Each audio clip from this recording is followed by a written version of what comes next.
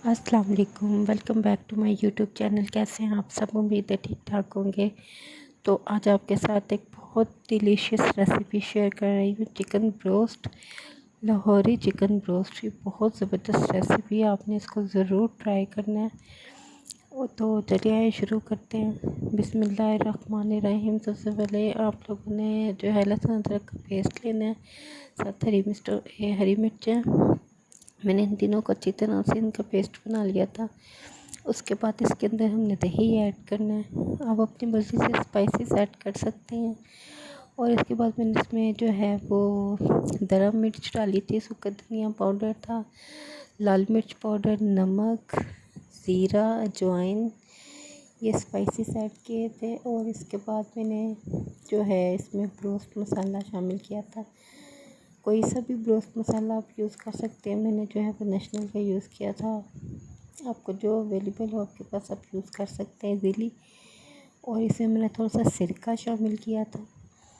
इन सब चीज़ों को अच्छी तरह से इसका पेस्ट बना के बिल्कुल अच्छी तरह से, तो बस मैंने, और इसके अंदर मैंने फूड कलर भी थोड़ा सा ऐड किया था। उसके बाद में इसको अच्छी तरह से मिक्स करके ना चिकन पे अप्लाई कर दिया था। चिकन को अच्छी तरह से मैरिनेट कर लेना है और तकरीबन 2 से 3 घंटे के लिए रेस्ट पे रख देना।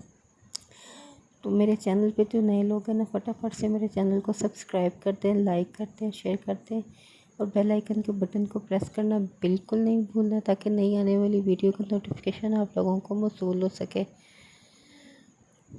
तो जी बस जी, मैंने चिकन को अच्छी तरह से एक पीस करके कट लगा लेने हैं आपने चिकन में, ताकि जो है ना अच्छी तरह से जो इसका है मिक्सचर वो अंदर सा जज़ब हो जाए। और उसके बाद आप लोगों ने कोटिंग इसकी करनी है। मैंने 3 से 4 अदद अंडे लेके उनको अच्छी तरह से बीट कर लिया था।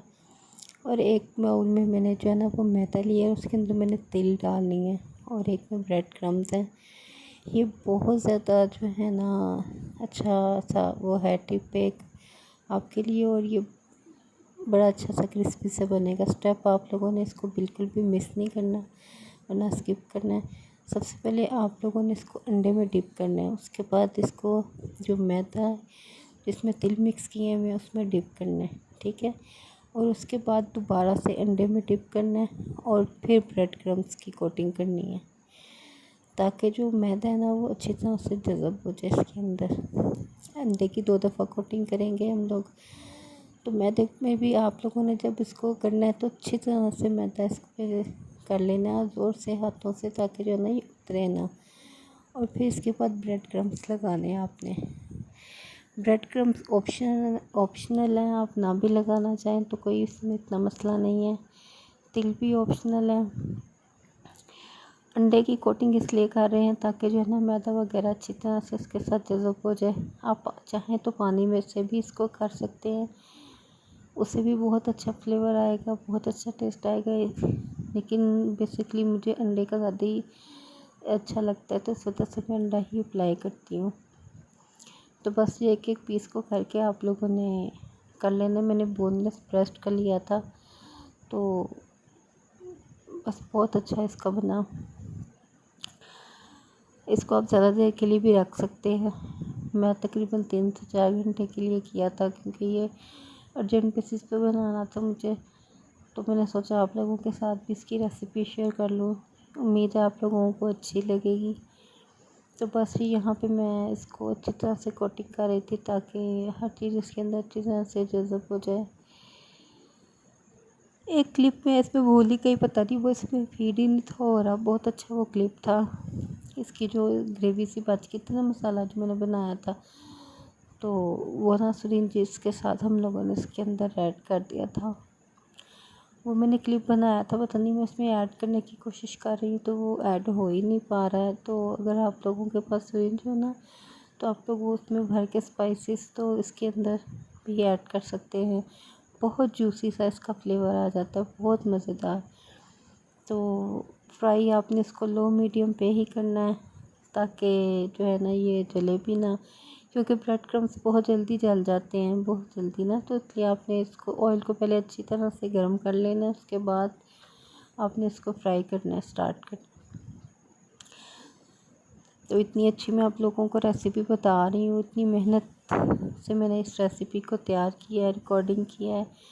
तो अब इसके बदले आप लोग इतना तो करेंगे ना कि मेरे चैनल को जल्दी जल्दी से सब्सक्राइब कर दें और बेल आइकन के बटन को प्रेस कर लें, लाइक करें, शेयर करें, ताकि नई आने वाली वीडियो जो है ना आप लोगों को मौसूल हो सके।